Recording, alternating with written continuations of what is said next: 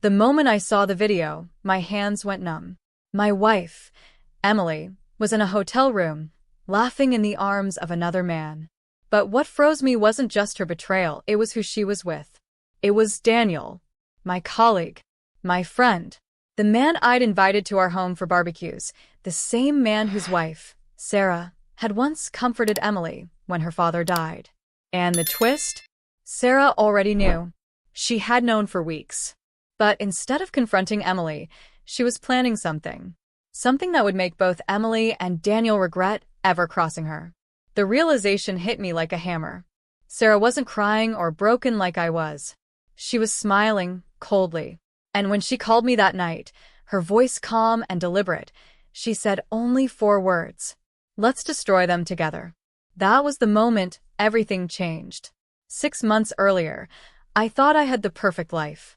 I was a 34-year-old project manager at a construction firm with a wife I adored and a small house just outside Seattle. Emily was a school teacher, bright, kind, and the kind of person who always found the good in people. Everyone loved her. So did I. We'd been married 7 years, and I honestly believed we were unbreakable. We spent weekends fixing up the garden, having movie nights, and dreaming about the family we'd start soon. There were no shouting matches, no cold wars, just love. Or so I thought. It all began subtly. Emily started staying later at school, saying she had grading or staff meetings. I didn't question it at first. I even encouraged her, proud of her dedication. But slowly things changed. She began to pull away, not physically at first, but emotionally. When I kissed her goodbye in the mornings, her lips were still warm, but her eyes had become distant.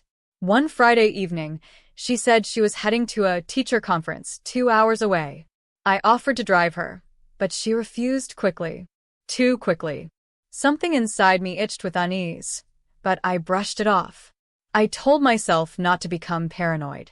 I'd always believed that trust was the foundation of love. But that night, I couldn't sleep. I sat on the couch staring at my phone, waiting for her usual text. It came late. Long day, heading to bed. Love you. I typed back, love you too, but the words felt empty. Something was wrong. The following week, I noticed something strange. Emily had a new perfume, one I hadn't bought her. It was subtle, musky, and too expensive for her usual taste. When I mentioned it, she smiled nervously and said a student's parent gave it to her as a gift. I wanted to believe her. I really did. A few days later, my friend Daniel at work invited me to lunch. We'd known each other for 3 years. He was charming, funny, and loved talking about his wife, Sarah. I liked him, trusted him. We even double-dated once. That day at lunch, Daniel seemed distracted. His phone buzzed constantly, and every time he looked at it, he smirked in a way that made my stomach twist. I didn't know why, but something about that smirk unsettled me. Then, a small thing happened that planted the seed of suspicion. As Daniel was paying the bill, his phone screen lit up, and I caught a glimpse of a familiar background photo. It was Emily. My mind stuttered. Maybe it was coincidence. Maybe it was just someone who looked like her. But when he saw me looking, Daniel flipped his phone quickly and changed the subject. That night, I couldn't stop thinking about it. I told myself I was being irrational. Emily and Daniel barely knew each other. Sure, they'd met during a few company events, but that was all.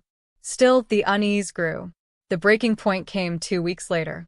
I was cleaning up the kitchen when Emily's phone buzzed on the counter. She was in the shower. I didn't mean to look, but the preview on the screen showed the name Daniel. The message read, "Same room as last time. Can't wait to see you." My chest tightened, my breath shallow.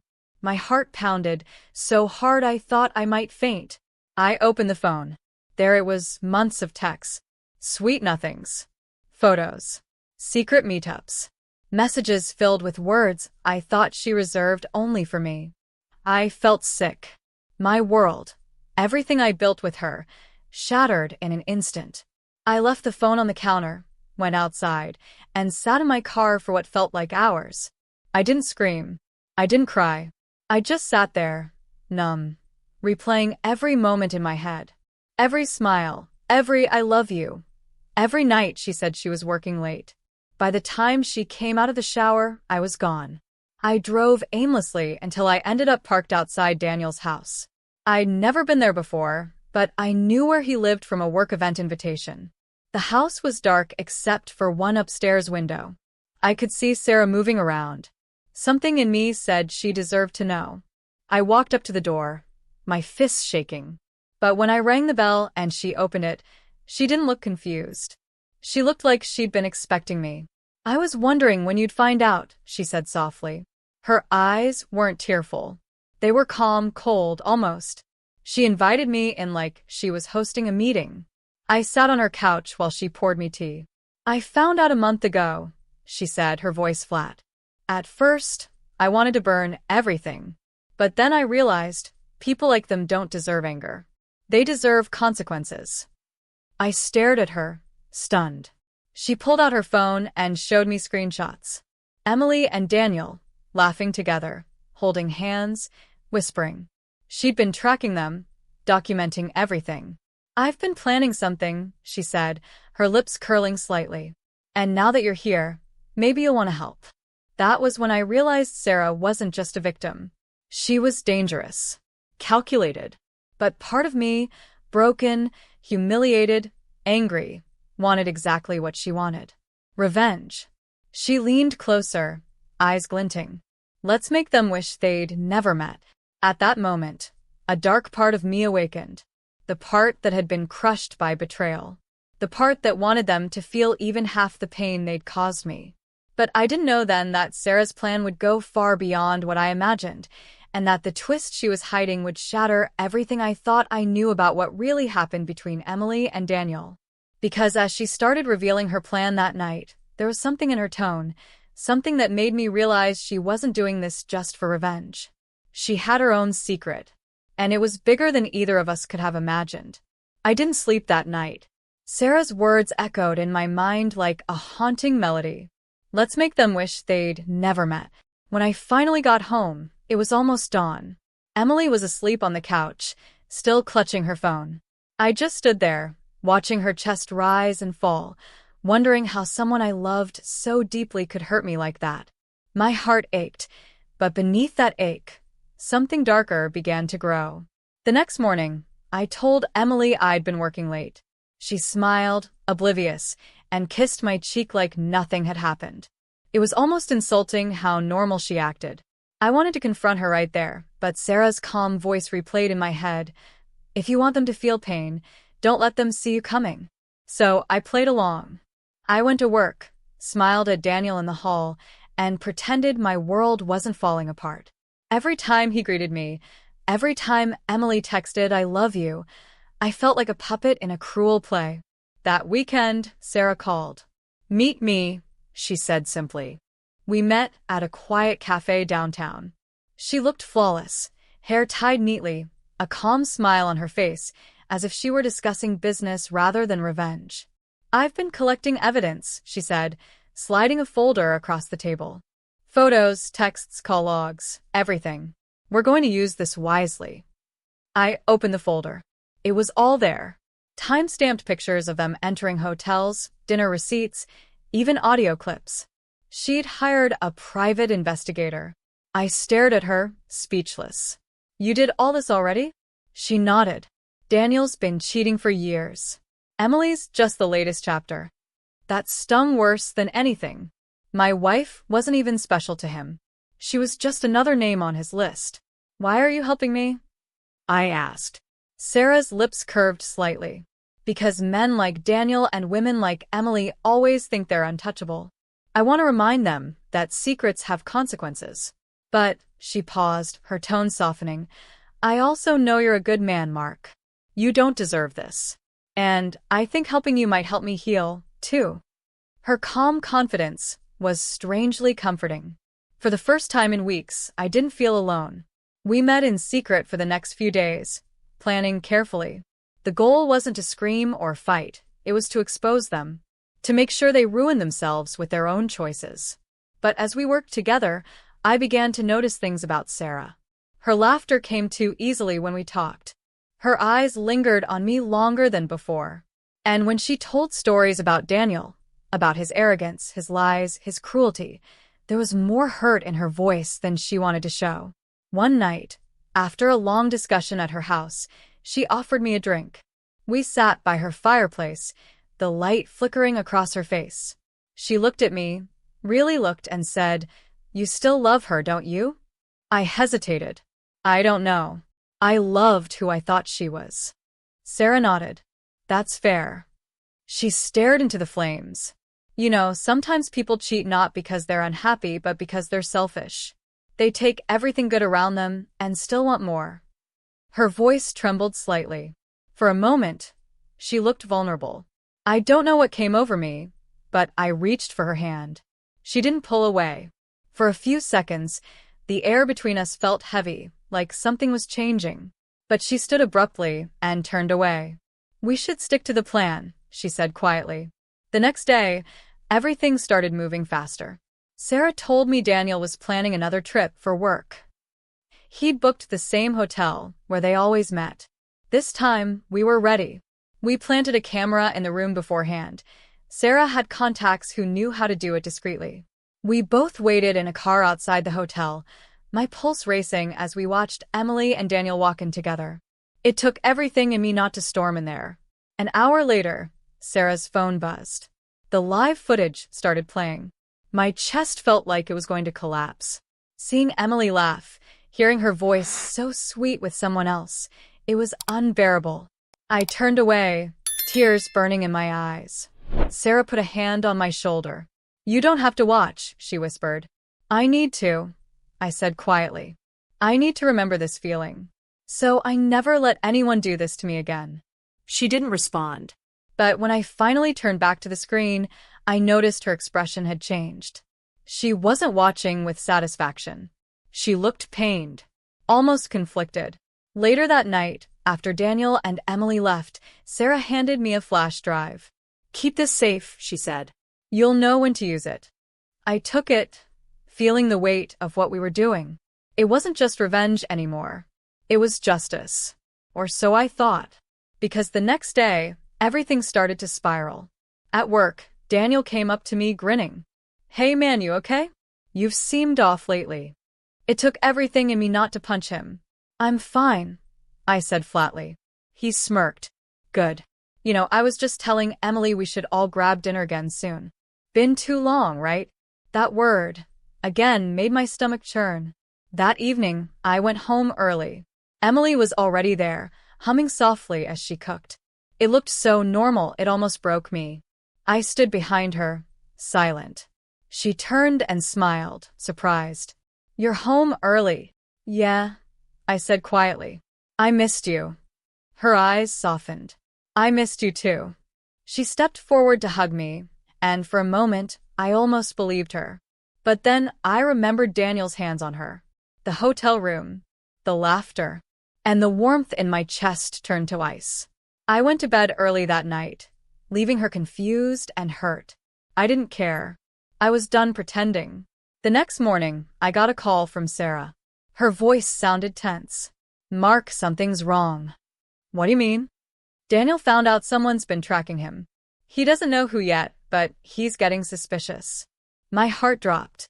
"Do you think he knows about us?" "Not yet," she said. "But he's digging. We need to be careful." That day at work, Daniel watched me differently. His friendly grin was gone. There was suspicion in his eyes. By lunch, he cornered me near the parking lot. "You and my wife have been talking a lot lately, haven't you?" he asked, his tone sharp. I froze. "What are you talking about?" He stepped closer. "Don't play dumb. I saw her texts. I know you've been meeting with her."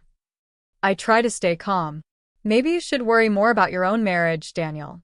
His eyes narrowed. "Funny. I could say the same about you." He walked away, but I could feel the storm brewing. I knew it wouldn't be long before he and Emily realized what we were doing. That night, Sarah called again. "He confronted you, didn't he?" "Yeah," I said. "He's on to us." She was quiet for a moment. Then she whispered something that made my blood run cold. "Mark, there's something I haven't told you." My throat tightened. "What is it?" She took a deep breath. The reason I found out about their affair is because Daniel wasn't just cheating with Emily. He was cheating with someone else too. Someone closer to you than you think. I froze. What do you mean closer? Her voice broke slightly. Mark, I think it's someone in your family. The room spun. I gripped the edge of my desk to keep from falling. What? Who? I demanded. But before she could answer, the line went dead. And in that silence, my heart started pounding again. Because suddenly, I remembered something, a text Emily once got months ago from my younger sister, Lily. A text I'd thought was harmless. Now, it didn't feel harmless at all. I stared at my phone for nearly a full minute, trying to process what I'd just heard. Someone in my family? It didn't make sense. My sister Lily adored Emily, or at least she used to. They hung out sometimes, went shopping together, and posted those fake perfect selfies online.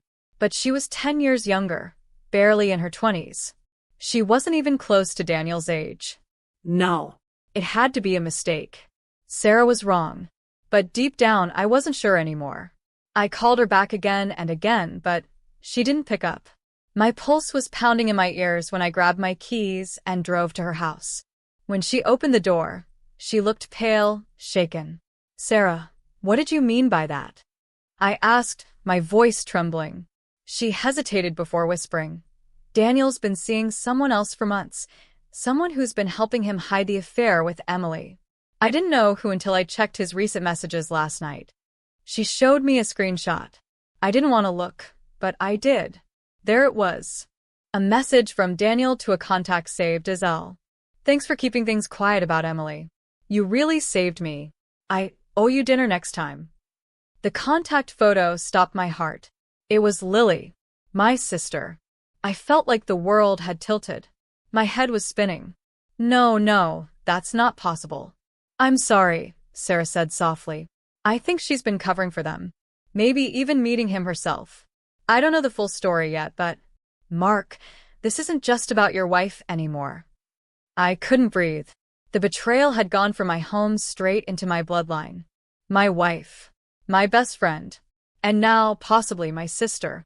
That night, I didn't go home. I parked my car by the lake and sat in silence, staring at the dark water. My reflection looked like a stranger. How had my life fallen apart so completely? By morning, I knew one thing for sure. I needed answers. When I got home, Emily was in the kitchen, humming while she made coffee. She looked so normal. So at peace. I couldn't stand it anymore. Emily, I said quietly, how long have you been seeing Daniel? The mug slipped from her hand, shattering on the floor. Her face went white. What are you talking about? She stammered. Don't, I said sharply. I know everything. The texts, the hotels, the trips. Stop lying.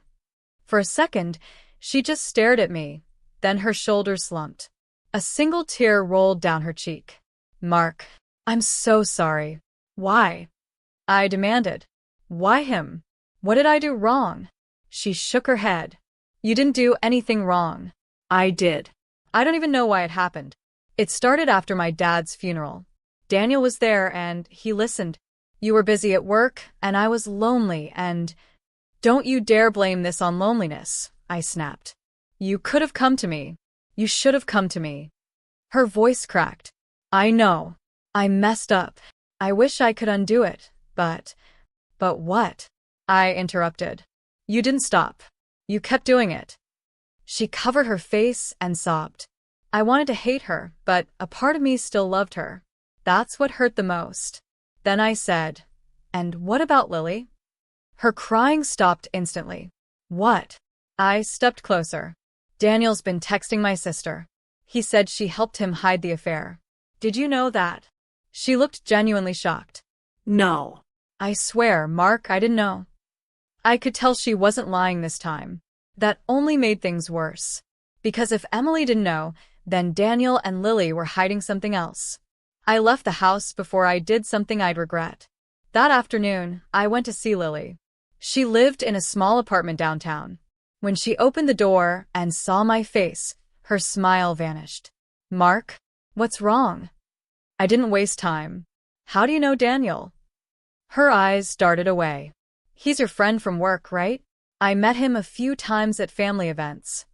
Don't lie, I cut in. I saw your messages. Her face went pale. What messages? Don't make me say it again.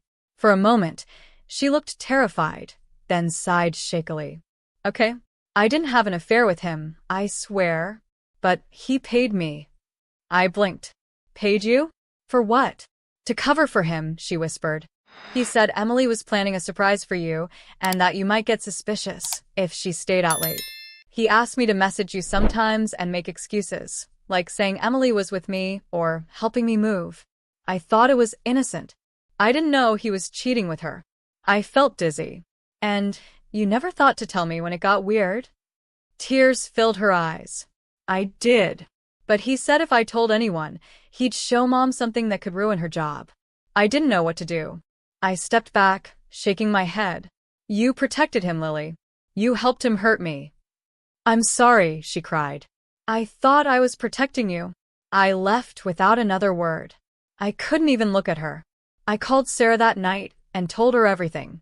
There was a long silence before she spoke. Then it's time, she said simply. Time for what? To end this. She explained her plan, a final strike that would destroy Daniel's reputation and expose everything at once.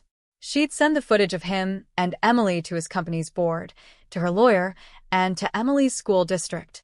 It would be public, permanent, and devastating. But something in her voice sounded different this time. Softer. Sadder. Are you sure you want to do this? I asked. It'll ruin them both completely. She paused. Mark, you can't heal while they're still walking free like nothing happened. I don't want revenge anymore. I just want peace. Don't you? I thought about Emily's tears, Lily's guilt, the mess of it all. And yes, I wanted peace. But part of me still wanted justice. So I agreed. The next morning it all began. The footage spread like wildfire through Daniel's company. His wife's lawyer served him divorce papers that same afternoon. His career? Over. His reputation? Gone. Emily was fired from her teaching job within days after the school board received anonymous proof of her affair with a married man. The life she'd built crumbled overnight. She came to see me one evening, her eyes hollow. Mark, I lost everything. Please, I just want to talk. But I couldn't look at her anymore. You already said enough, I replied coldly. She broke down, begging me to forgive her, but the man she once loved was gone. As for Daniel, he vanished. Quit his job, left the city, no one knew where he went. I thought that would be the end of it. But then, a week later, Sarah called me one last time. I wanted to thank you, she said, for standing strong, for not letting them get away with it. You didn't have to thank me, I said quietly. We both just wanted the truth. She hesitated. There's something else I should tell you before we close this chapter. What is it? She sighed. When I first found out about Daniel and Emily, I didn't plan to tell you right away. But I realized something when we started working together.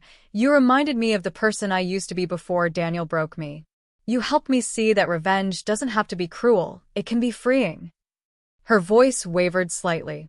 You deserve happiness again, Mark. Don't let their betrayal turn you bitter. Promise me that. I didn't respond for a long time. Then I said, I promise. After that, she hung up. I never heard from her again. Months passed. I focused on rebuilding my life, therapy, and mending my bond with Lily. Forgiveness wasn't easy, but I tried. Because Sarah was right, revenge might give you closure, but forgiveness gives you peace. Then one afternoon I got a letter in the mail. No return address. Just my name on the envelope. Inside was a photo, me and Sarah sitting by her fireplace, the night we planned everything. On the back was a single sentence, written in her neat handwriting. They shattered us, but we rebuilt ourselves. I smiled faintly. For the first time in a long time, I felt light. Not angry, not broken, just free. Because in the end, it wasn't just a story about betrayal. It was a story about survival. About learning that kindness and empathy don't mean letting people walk all over you. They mean knowing when to let go and when to fight back. Emily taught me what pain felt like. Sarah taught me what strength looked like.